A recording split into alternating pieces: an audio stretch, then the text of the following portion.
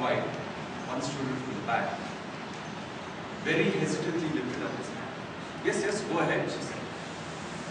Ma'am, my father and my mother were both married on the same day at the same time. Mr. Toastmaster, fellow Toastmasters, present and future parents. Last Monday, on the 26th, I celebrated 2 years as a daddy. And the last 2 years have been a roller coaster ride for me. I remember the first time that I held my daughter. Some of you might have seen pictures on Facebook. It was a really emotional moment. From holding a baby, from having the courage to hold a newborn baby, to becoming quite an expert at changing nappies, to finally figuring out that Uncle Mozart is the best way to put a baby to sleep, I've come a long way. And along these 2 years, being a daddy, I've learned 3 lessons, and I want to share them with you today. The first lesson: encourage exploration. Encourage exploration. Now, any one of us who's been a parent would vouch for the fact that having a baby in the home is a truly amazing experience. It may be a month or a few months old toddler, it may be a 4-year-old or a 6-year-old, but each child, him or her, has his or her own unique way of exploring this. Yes? My daughter Christine too had her own ways of exploration. I vividly recall one fine day, about a 1.5 years ago, Christine was just 6 months old. I came back home from work, and my wife Barbara, as usual, welcomed me.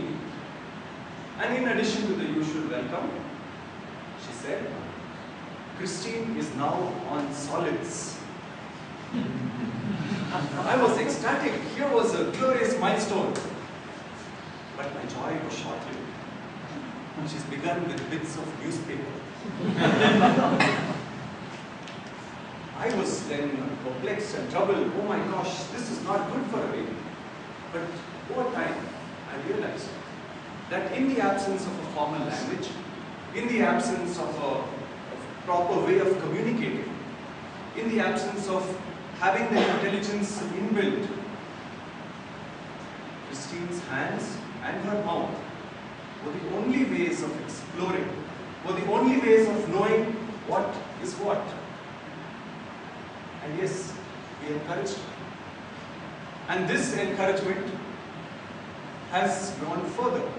Slowly, Christine figured out how to crawl, how to walk, and now she has found the shoe rack. She has found the shoe rack, and that's where her experiences in the shoe rack have kind of set that impression in my mind that Christine is going to be a very empathetic child.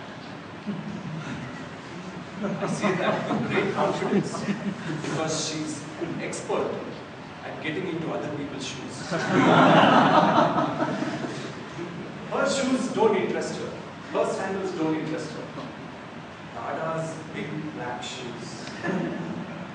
You should see the way she runs to the shoe rack, puts them on. And I must confess, for a 2-year-old, she's quite an expert at trundling around with those big oversized boots. Not to forget Mama's favorite pair of slippers. But I have to be careful sometimes to make sure that the exploration of the shoes doesn't end up the shoes in the mouth. As we go towards further towards exploration, I have realized that as she begins speaking, as she's able to transform words into sentences, the next natural progression is going to be questions. And that's my second lesson. Encourage questioning. 5 wives and 1 husband, I'm sure you all know of that. I'm convinced that among those 5 wives and one husband, one of them is going to stand out, and one of them is going to be my constant companion in the few years to come, and that is why. Any sentence begins with the word why, and I have to be careful. Do I know the answer? Do I not know the answer?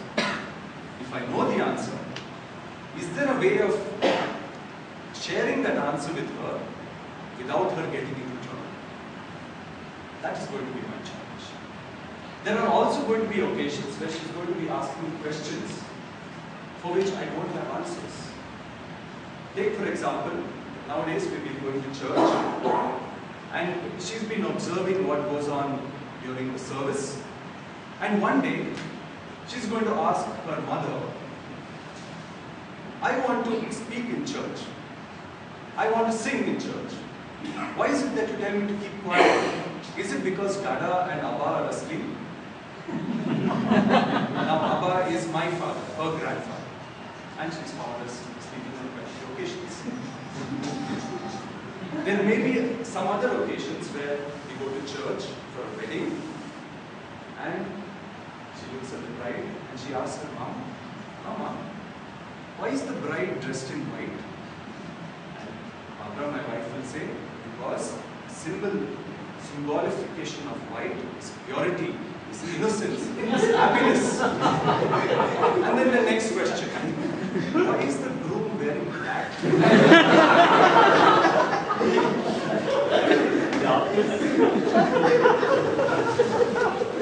The third lesson, encourage innocence and creativity. Just as the boy in school gave the beautiful example of coincidence, we should encourage creativity and innocence in our children. Very often in our urge to be protective and overprotective, we curb this natural desire. And we should not do that. If we do that, it will be like the child who, when asked to form a sentence starting with I, began by saying, I is, and then the teacher stopped him short and said, it's always I am. So the student said, okay, I am the 9th letter in the English alphabet. Mr. Toastmaster.